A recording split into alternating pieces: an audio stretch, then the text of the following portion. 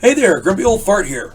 I did a video a long time ago on the Roswell UFO crash, and that's arguably one of the most famous UFO crash cases in history, and I urge you to go check out that video. However, recently I found out something else. There may be more to that story. The crash at Roswell on the ranch run by Mac Brazel might very well have been one of two crashes that week. The second one would have been in the area of San Augustine. San Augustine is about 250 miles from the original Roswell crash site, and it sits east by southeast of Albuquerque, New Mexico. The story of the second crash site begins in early July of 1947, and I'm reading what my notes that I wrote here because I honestly don't know much about this, so I wrote a lot of notes and I'm trying to follow it. The exact date is in question because we don't know exactly when it happened, but a man named Barney Barnett claimed to find a downed alien spacecraft along with the bodies of dead aliens. He was discovered at the site by an archaeologist and several students, apparently with some sort of a conservation project, and I'm not sure exactly what. I didn't do a lot of research into it, so I'm not sure exactly what that is. So this guy wasn't the only person to see this UFO crashed. Now, this guy Barnett claimed that the military arrived shortly after they discovered the site, and that the military ordered all of them, to remain silent. Now, the two stories of the two crash sites raise a number of questions. Are they linked together somehow? And the people who are asking these questions ask a lot of really good ones. Was this one craft that broke up and debris landed 250 miles apart, which begs the question, how fast was it going? You know? It's one thing to break apart in midair and some debris land and then you crash over there.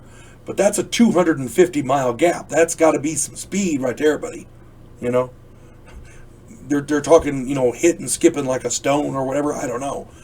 But if it was skipping like a stone, there'd been a hell of a lot more witnesses. That's all I'm saying.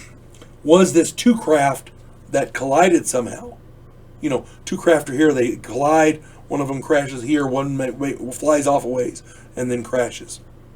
That's a possibility. Were there two craft in combat for some reason? That would raise some even more questions. As I understand it, there's a man, I did a video about this guy, Paul Hellyer. He says there's a whole bunch of different races out there, and if that's the case, maybe some of them don't get along. I don't know. Witnesses all over New Mexico saw UFOs during the week prior to the two crashes. Sometimes as many as 5 UFOs were seen at one time. Now, that being said, was this a fleet of UFOs that had a terrible accident? Was this some sort of an aerial battle between two groups? We don't know. The questions can go on and on and on. And again, we don't have any answers for this. Basically, this adds a whole new dimension to the Roswell story, because now we have two different crash sites, possibly two different crashes. Originally we had one debris field, now we have two. We can add an intact spacecraft and multiple dead aliens. There's a lot to be said for speculation, but at the end of the day, that's what it is, speculation. What we need is answers. The U.S. government has admitted that UFOs are real. They've admitted that the government has been investigating UFOs. We know the military's been spotting them and reporting them. We know that they're having hearings on them. I did a video on it last week. What we need now are answers. If they're saying UFOs are real, why can't they give us some answers? In a video I did called UFOs Evidently, I posited the idea that there are going to be lawsuits because a lot of people, when they reported seeing UFOs, they lost their careers, they lost their jobs, they lost their livelihoods. You can't get that back overnight. People's reputations were damaged. They were stigmatized. My opinion, there's going to be lawsuits. It's just a matter of time. That may very well be the reason why the government is not putting these answers out there. If they admit to this crash being real, then they have to admit that all these people who saw UFOs may very well have been right. And costing their careers was wrong. It's a moral mistake, for lack of a better word. And people are going to sue the government over this, and rightly so. That's all I'm saying. At any rate, back to this video.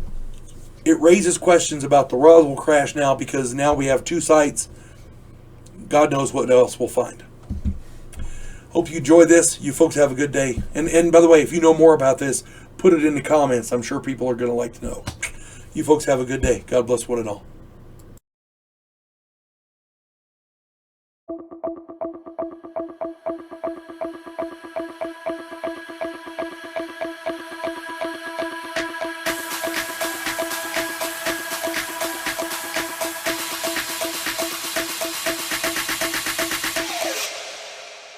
You